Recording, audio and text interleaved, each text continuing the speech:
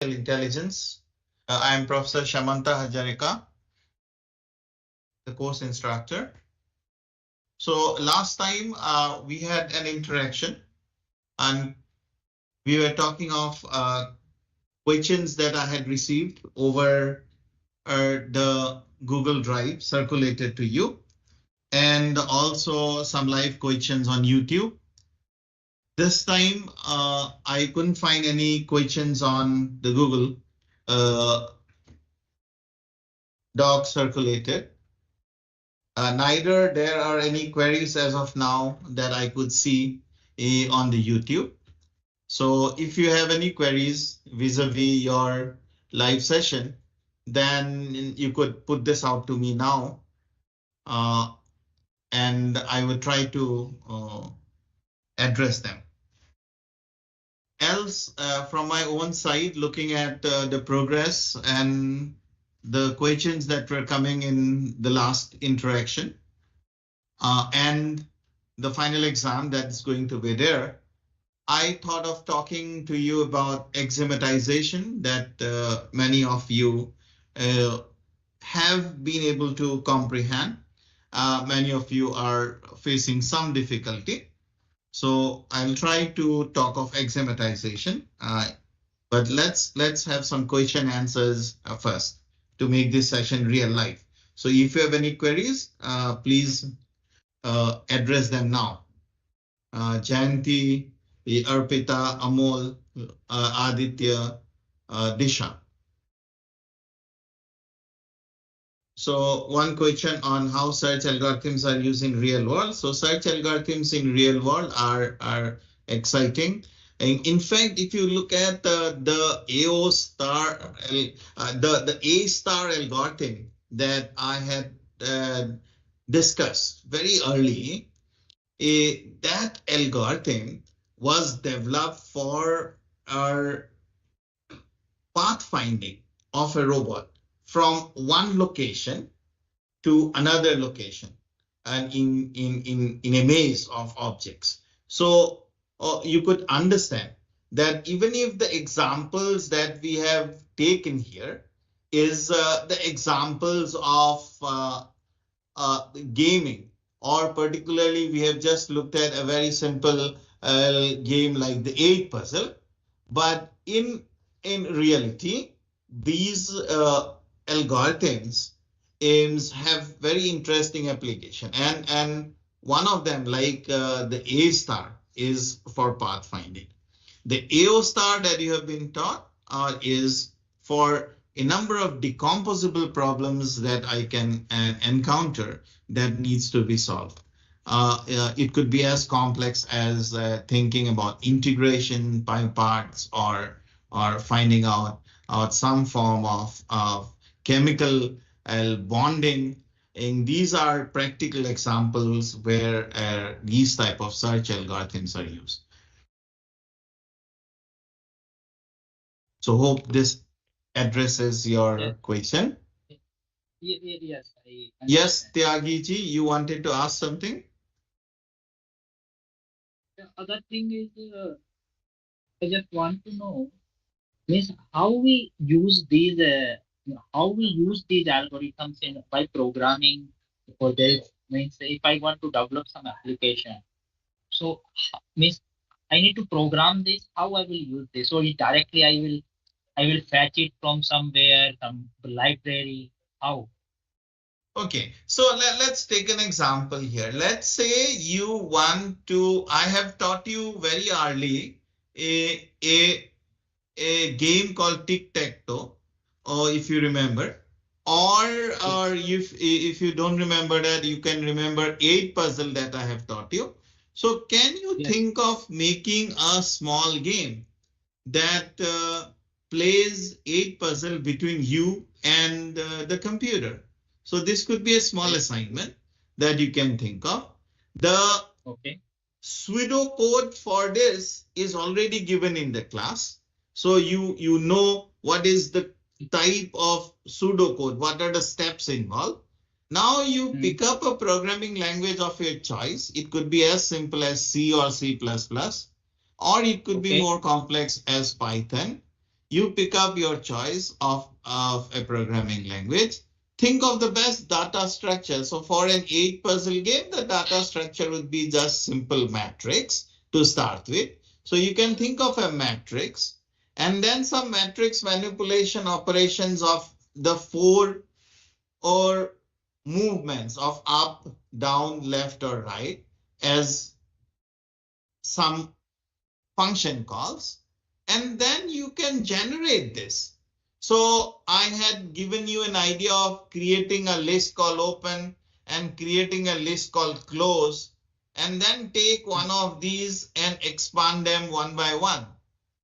So you could write a very small program like the machine and you playing an 8 puzzle game. Try that first, and that would excite you to do more interesting things as we progress.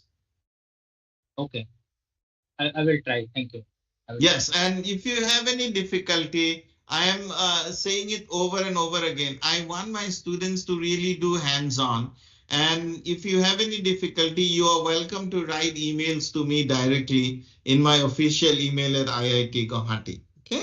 So don't feel that the only place you can interact with me is the discussion forum or a live session.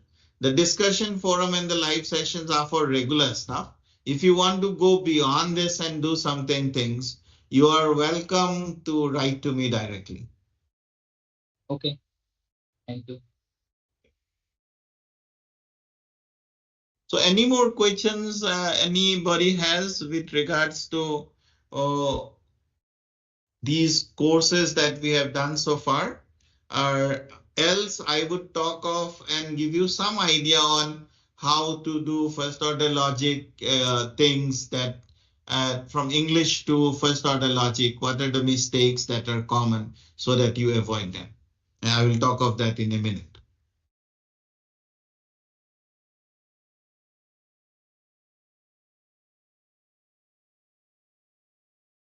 Okay, so I don't see any questions here. So let me just share with you this idea of how one should go about doing in first order logic axiomatization. So here is a very good paper that is there. It's called Guide to Axiomatization and by Ernest Davis. So I'm taking some portions from them to highlight to you or how do you go about creating axioms for a given system. Particularly our interest is to understand how to convert English statements into logical formulas. Okay, so that's what our aim is. So let's see if we can share the slides. So how do I share it?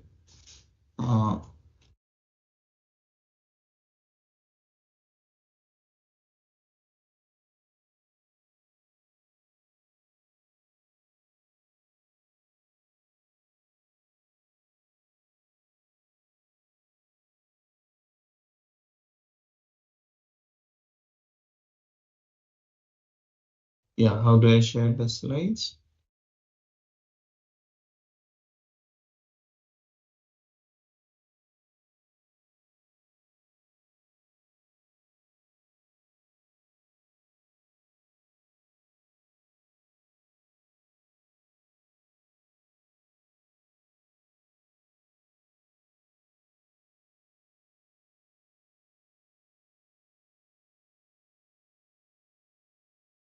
Okay, so are the slide is the slide visible to you saying guide to axiomatization?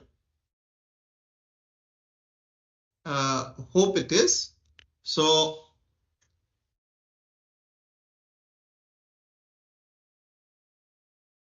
when we are trying to do axiomatization, that is writing axioms or formulas or definitions in first order logic for a given problem, whatever are the learnings that you have done for good programming, holds here as well. So you must think of, even before you start, what are your non-logical primitives? Like you want to create a first order representation of, let's say, the epic Ramayana. Then you have here Ram, Lakshman. These are going to be the objects of the domain. Okay. And you have relationships like father of, son of. These are then and something that you have to really think of even before you start writing the formula.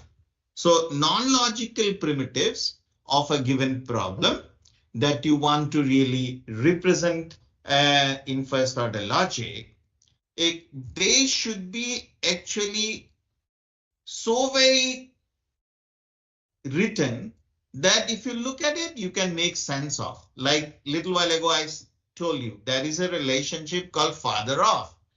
Then I can say father of within bracket x comma y. X is the father of y. So the semantics is clear to me that way. Okay. So I can do that. The other stuff that one needs to really understand, and when you are doing in such kind of writing, is what is called modularization. That is, if you are looking at a relationship like relatives, what are relatives? X and Y are relatives if they have a common ancestor somewhere. Okay. So this could be in terms of father of, brother of, sister of, aunt of, uncle of, many things. So if such a system or a sub-formula is coming up again and again, then it is very important for us to really define a new primitive to capture this relationship. So one thing is, whenever you are trying to convert English into first order logics, a representation, you are looking for non-logical primitives, which are so very written that they are understood as soon as you look at the text. Okay. Then you would love to modularize. That means if something or some formula is coming over and over again, you would not keep it as a formula, but name it as a primitive, okay, new primitive. And then brackets that I have put in the formulas, either in your assignment sheets or in your lecture when writing first order logic statements, they are very, very important. So use of indentation and brackets, I would say, is something that needs to be really, really looked at when you are writing things. Otherwise, you will create problem when you are trying to read this stuff. So there are some common mistakes whenever we are involving implication and when we are talking of the quantifiers, the existential quantifier and the universal quantifier. So whenever you are writing a implication like P implies Q, one needs to be very clear that all it means is it is not P or Q and nothing else. You should not try to say things like, okay, for every Q, P is true or things of that nature. You should not. Just you need to remember that P implies Q means that the possibility is it is either not P or Q. Okay. And two mistakes that I would love to highlight is the following.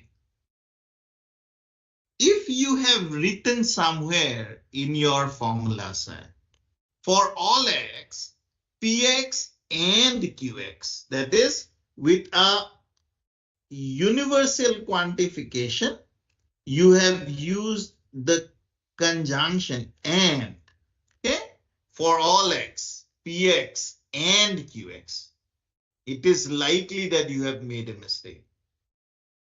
So you then please rewrite this as for all x px and for all x qx, and see if what you wanted is still making sense. And immediately you will realize your mistake, because this is not what you wanted. Okay. For statements like all students are intelligent, you should not write for all x, student x, and intelligent x. Because here it says that all x's are students and these are intelligent, which is not what you wanted. You were saying that students are intelligent, meaning if x is a student, then it is intelligent. So the moment I have a for all x, I would write it as for all x, px implies qx. So first, this portion would mean that px is holding that x is a student, and then that student is intelligent. So the implication will come. So this is something that we usually make mistake, and this is a very common mistake and you should avoid it. So the rule of thumb is that for all x, you should not go for a conjunction. Whenever you have a conjunction with a for all in the front, you please become suspicious and relook at your axiom set so that you rewrite the two axioms for all x px and for all x qx and see if it still makes sense. Immediately you'll realize that you have done something wrong. That's about the universal quantifier. Okay. Now, also there is a problem when you have the existential quantifier. Usually you feel like when you are converting from English to write that whenever I have a there exists, you put an implication. Like there is a student who is intelligent. But then you feel like saying that exist x, student implies intelligent x. Or you first say he's a student and therefore he's intelligent. But you are talking of here only one student. Okay. And if you had put an implication because together with an existential quantifier, then it is 100 to 1 that you have made a mistake. That's what Ernest Davis says. So you have to then write it logically equivalent form. Exist x, not px, or exist x, qx. Okay, because p implies q. If you break it, it breaks down as not p or q. So you can break it up this, and then immediately you will realize that this is not what you wanted. You wanted that there is some student who is intelligent. So you wanted that there is an x that is student x and intelligent x. Okay, so that's something that you got to remember. So the rule of thumb is that you will use and with existentials and you will use implications with universals. Okay, that's the rule of thumb. That's what I wanted to point out. And finally, what is so beautiful about the brackets? Here is an example to make it clear. Like the first statement, if you look, what is the statement saying? The statement is saying if a triangle is equilateral, then it is equiangular. So first portion is saying that a triangle is equilateral. So that I have to first really look at. So for all x, that x is a triangle and it is equilateral. So if this is the case, then that triangle is equiangular. So this is interesting. If I had not given these brackets starting at triangle and ending at equilateral, then this would not be clear to me. So use of brackets is very, very important. And because otherwise you'll mess up doing things. So here triangle and equilateral, then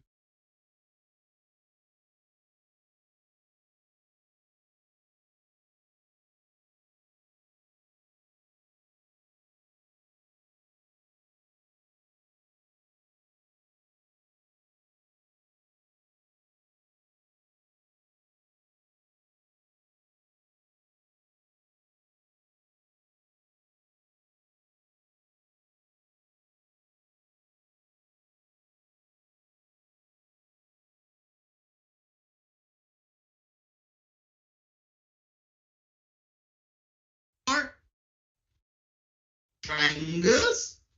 So when I have to say that anything which is equiangular is also equilateral, or anything which is equilateral is also equiangular, this is true for triangles. And therefore, first I am saying anything which is a triangle implies if it is an equilateral, it is equiangular. If it is equiangular, then it is equilateral. So that's a by implication. Okay, both ways the material implication is possible. So this is something that I really wanted to clarify in this live session. And for people attending, if you have got this, this will help you. So your take home from this session possibly is that yes, you should practice lot of conversion of English into first order logic statements.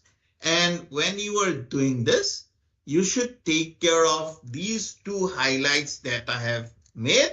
If I am talking of universal quantifier, I should always talk of the implication. If I am talking of the existential quantifier, I am talking of the conjunction. Remember, if the statement is not coming this way, please suspect that there is something wrong and you are not converting the English correctly into your logical form. Okay, so this is something that I wanted to tell you and share with you. So if you have any doubts with regards to that, you can now share your views. Else, if you have any other question, then I can take it forward. Thank you very much.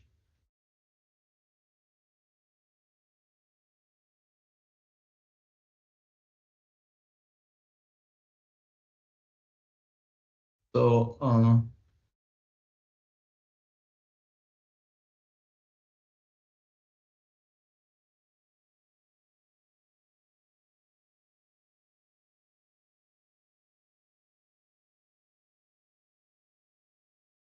so there is one comment from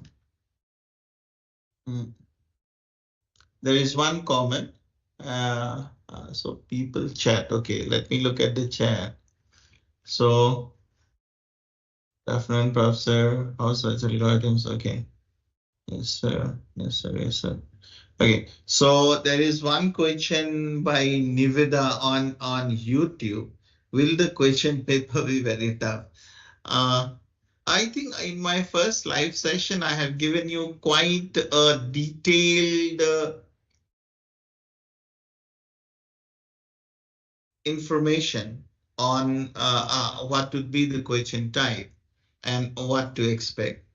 But let me again repeat it for the sake of somebody who must have missed it. So question paper is of 3 sections. The NPTEL Fundamentals of AI question paper is of 3 sections. One section would be completely recall. So if you have watched the videos, you have looked at them very carefully, you could do this recall questions. So they would be things like that you remember from the video, like who is the father of artificial intelligence, or who coined the term artificial intelligence. They were easy bits, right?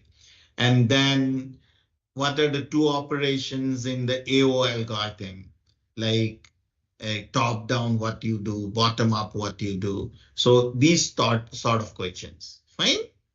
And so these type of questions, they are directly from the videos that you are expected to complete. Okay, that's section 1. Section 2 are questions that are verbatim almost. If rephrased,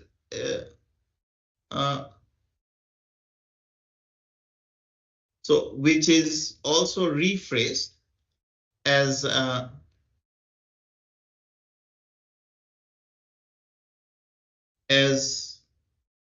sometimes to make it more simpler or more cryptic, very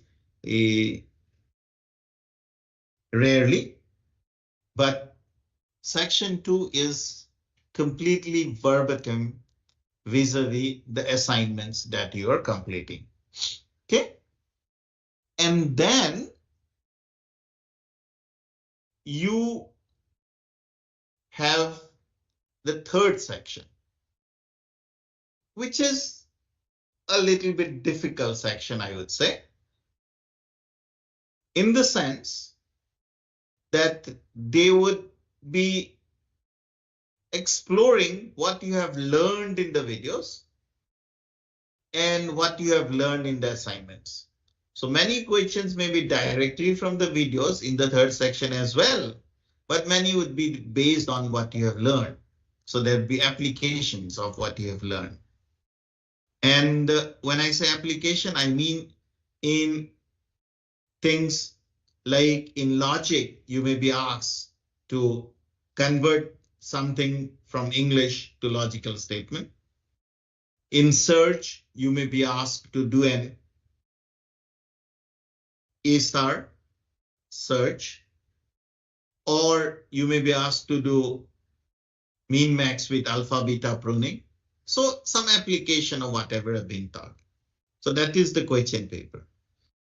Section A, recall, very direct, very easy, no problem at all. Section 2, assignments. If you have done it on your own, all is there in section 2 is repetition of the assignment questions. No problem at all there. Section 3, slightly involved, not very difficult, but application of the assignments and the videos, lectures. Okay, so that's it. Right, now let me take another question. I could see Jayanti Bala saying, could you please explain again P implies Q, which is also not P or Q. Okay, so P implies Q. When is it true?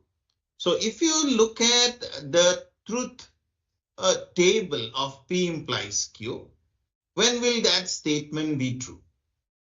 When will that statement be true? P implies Q. The statement will be true when both P and Q are true, or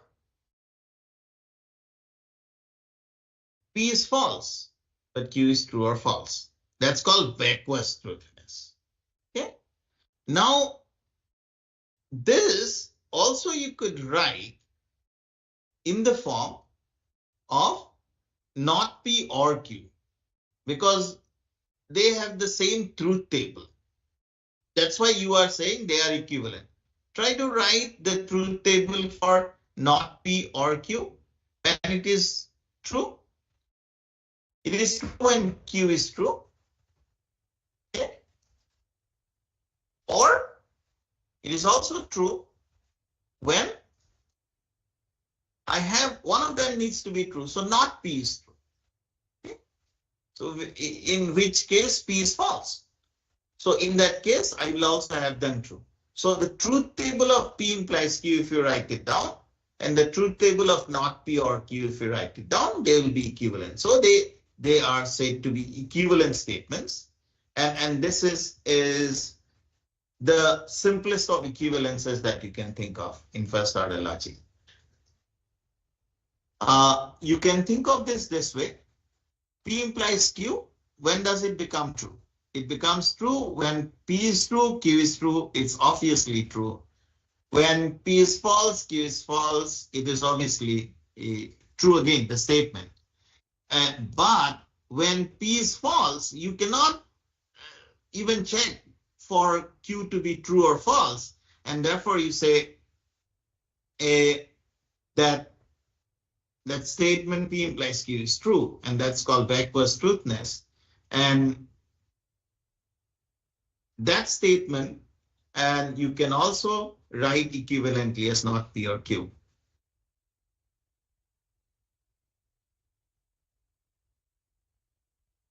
P implies Q means if P is true, Q is also true. Yes, Jayanti, that's right. But the others condition also are there. If P is false, I have no way to check for Q, and therefore I take the statement to be true.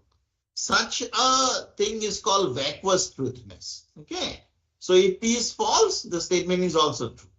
And if P is false and Q is false, the statement is also true. So the point that when Q is false, I cannot check for Q. Oh, I'm not bothered about what is Q. Both of them I take to be true.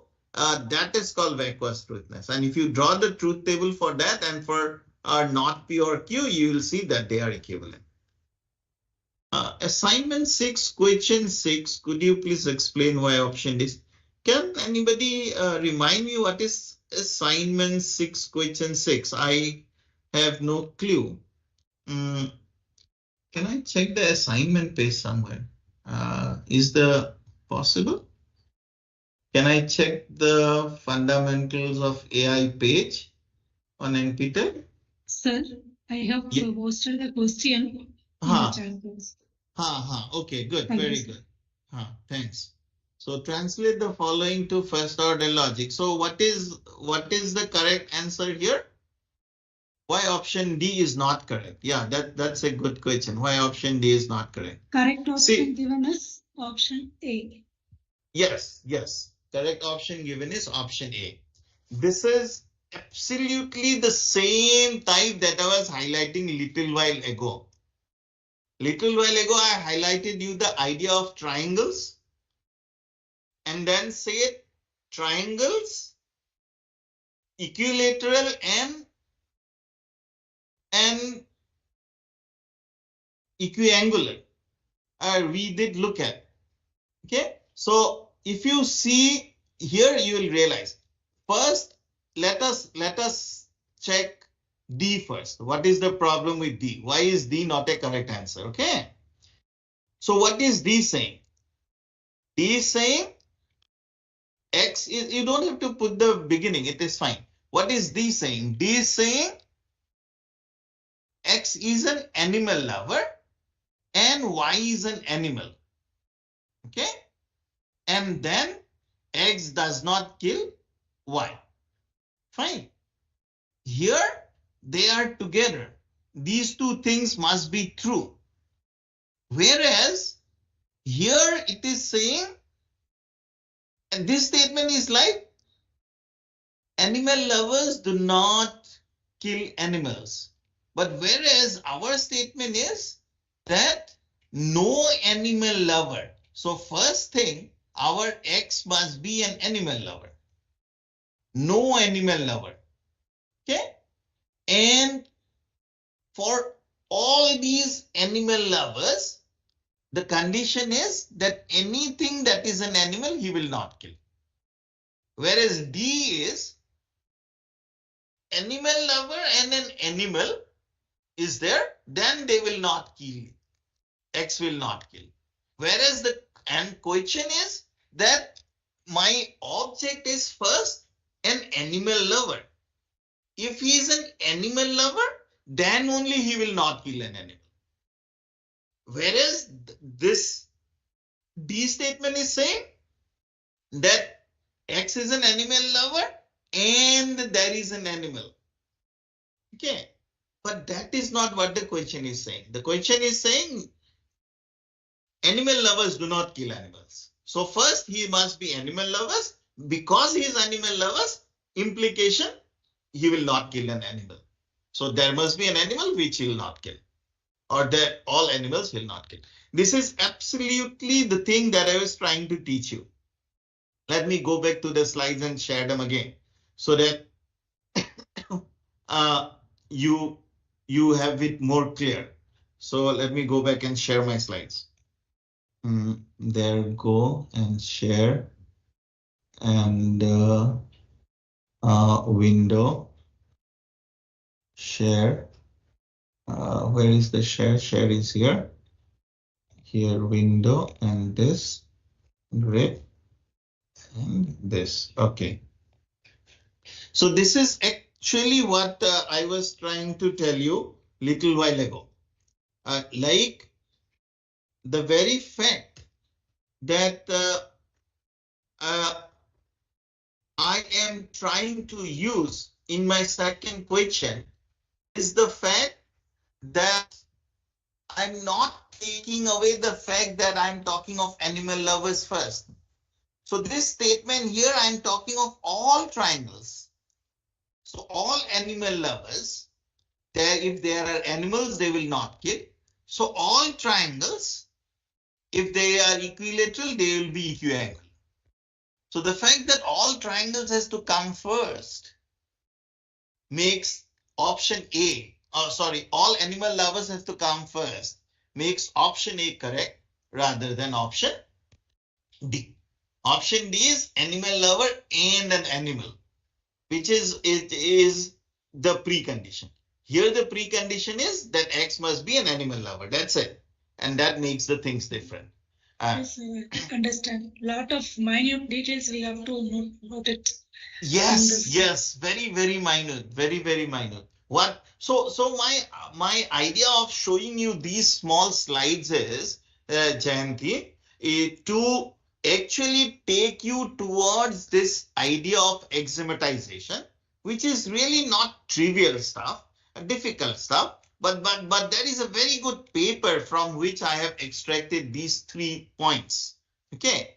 I don't want you to read that paper because the paper also talks of a lot of other things in axiomatization that we have not covered in a first starting course on fundamentals of AI.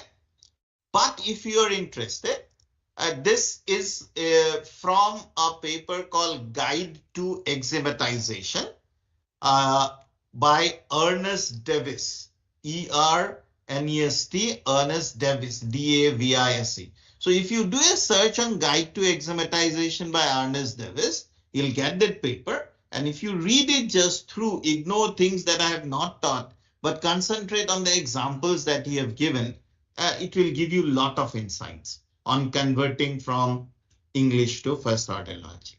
Okay? Okay, sir. Sir, can you please share this 4-slide PPT to us through discussion forum or anything? Yes, I will talk to my technical team and see how this can be shared with you. Okay? Okay. Sure. Thank you, sir. Sure.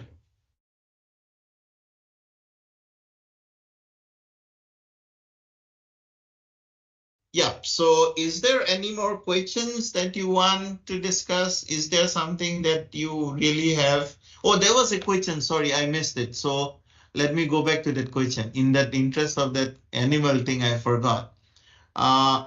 In which programming language we do knowledge representation? Which layer of an AI application is knowledge representation? That's a very interesting question, Tyagiji. In which programming language we do knowledge representation? So knowledge representation, and usually I told you is an area of AI that's the symbolic AI group. If you remember my talk on AI being looked at in 2 different ways. One, the symbolic AI, and the connectionist AI. You remember this? Anybody who says an yes? Yes, sir. Connectionist Yes, AI sir. and symbolic AI? Yes, sir, I Brilliant, remember. Jayanti. Yeah. So symbolic AI uses as symbol system hypothesis as its basis. Connectionist AI uses our network of neurons, artificial neurons as its basis. So when I am talking of using knowledge representation and reasoning in its traditional form, we are talking of first order logic. Okay. So the first order logic is the language that we use for our representation of knowledge. As for reasoning, in this, there are many that you can use, but if you're interested in programming and doing KR and R, then I would suggest a language called Prolog. Okay. Prolog, a version called SWI Prolog is available freely on the web with lot of documentation. And in fact, you can immediately take our examples and ask things like that there. So you should explore that. SWI Prolog is the language. As for which layer of an AI application is knowledge representation there, it depends on what type of application you are developing. If you are doing a symbolic AI, then it has to be the first layer that has to be created. But if you are talking of putting a lot of neural network structures and then only using in some form of a knowledge representation framework on top of it, then we have many other structures. Okay. So knowledge representation usually that I ask people to start in a fundamentals of AI course is exposure to first order language. There are higher order logics as well, but for us to start with a first order logic, and Prolog is a good starting point for our knowledge representation reasoning here in this course. Sir, Okay. Yes, please. Sir, I am doing PhD in civil engineering. My guide suggested me to take this course. So it will be helpful for writing UI. He told me I have to implement AI techniques also for my research. I don't know how it will be helpful. Now I am in coursework stage. In future, maybe after 1 year, I may contact you for how I can implement in concrete technology this AI. For that also, Prolog, I have to learn for doing. I don't know in which direction I am going to apply this AI in concrete technology. I will read some articles. Then in future, if I have doubt, it might be after 1 year. So I have not understood very correctly, but correct me if I'm wrong. So you are doing PhD in civil engineering. Yes, sir. And you are trying to do something on concrete technology. Yes, sir. Can I ask you one more question? What in concrete technology is that you are looking at? Have you identified a problem? Yes, sir. I am planning to use industrial byproducts, avoiding natural aggregates. Industrial byproducts instead of fine aggregate and coarse aggregate, sand and stone. I am planning to use industrial byproducts completely, and I am planning to create high strength concrete more than 120 megapascal. That is my objective. But my guide told me you have to apply AI technique to get your papers published. Nowadays, without AI, you have to implement you have to apply AI in concrete your research, he said. So I joined this course. So AI where? Just my inquisitiveness. AI where? That's what, sir. I didn't start reading articles. Designing the mixture. Maybe in mixed proportion. Yes, sir. So I would suggest you certain things. So this portion of the course that you are now talking of, we are now talking of, which is knowledge representation and reasoning, Yes, sir. may not be very useful for you, but it is absolutely required that you know that there is something, some formulations which we will reuse. But I would point you towards my next module that we have done on reasoning under uncertainty. So have we started reasoning under uncertainty? Tomorrow only I will start reading that seventh week. Yes. So you concentrate on reasoning under uncertainty, and you please concentrate on Bayesian reasoning and Bayesian networks. Okay, sir. Okay, sir. Then you will realize that I have examples like someone has come to the doctor with cancer, and the doctor then looks at his reports and his history, and he has to make a decision, right? So such problems are solved within AI using reasoning under uncertainty, or what we call Bayesian reasoning.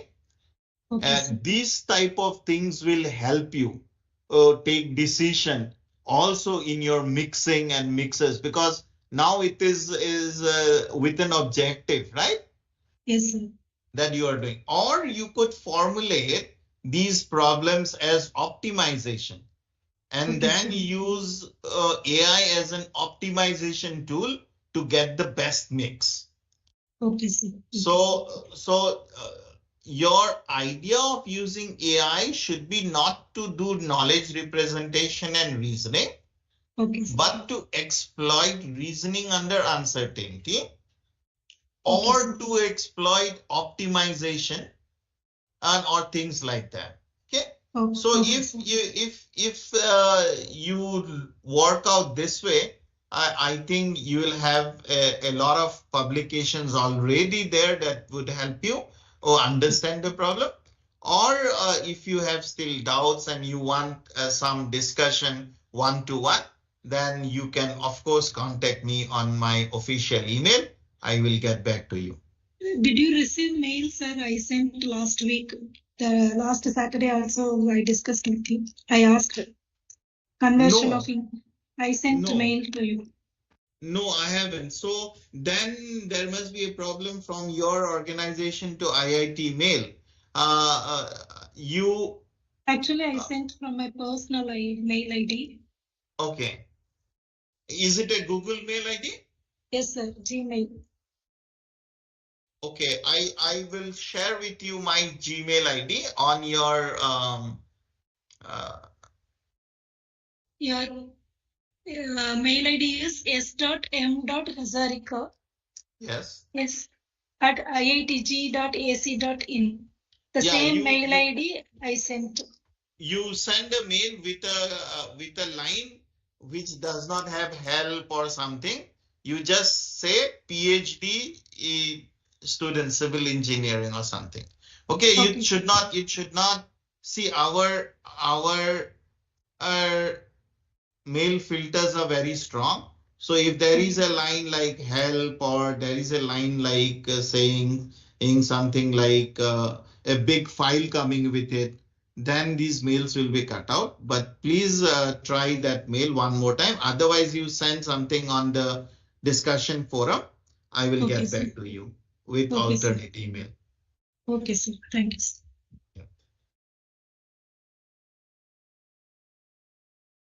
Okay, if there are no more questions, neither in the YouTube are there questions?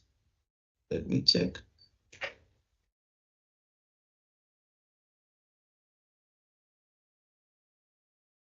Could you translate the following? And answer the question. First order logic statement, translate and then answer. Yes. So yeah. So since there are no more queries as it is, except for the first order logic conversions that I had discussed today,